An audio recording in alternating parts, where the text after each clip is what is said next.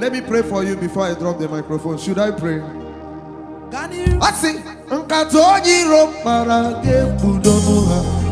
You said, oh Lord, did I back to sender? Back to sender. Back to sender. Oh,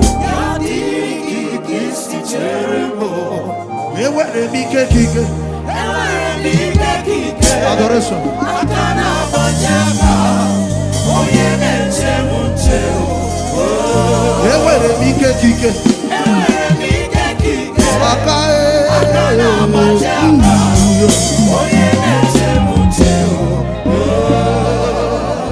Goziwem Chekwabe money bonga.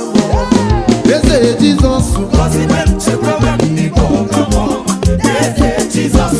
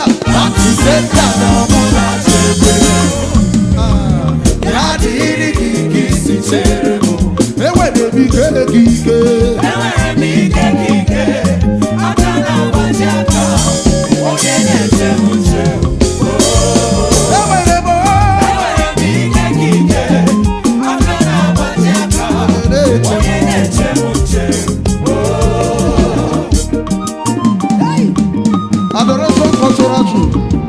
When I entered here, I was saying which people they combine gospel and culture. I did not sit down, you got my attention. And you went down into the gospel, the real gospel. I enjoyed you guys. God bless you all.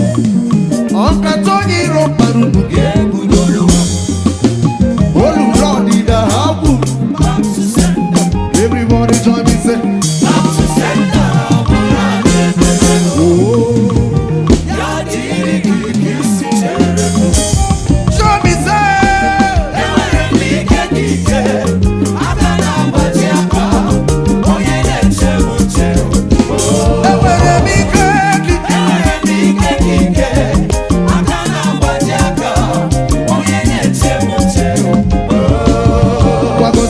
Chekwabe money bonga bonga.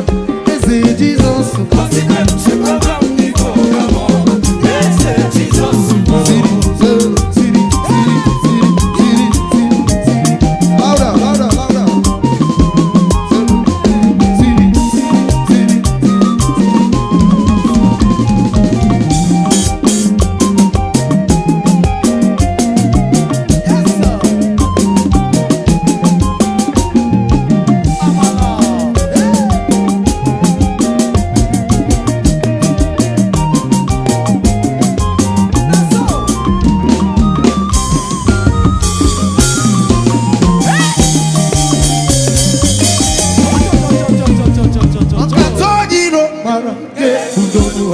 Say, only Lord did I have back to sender.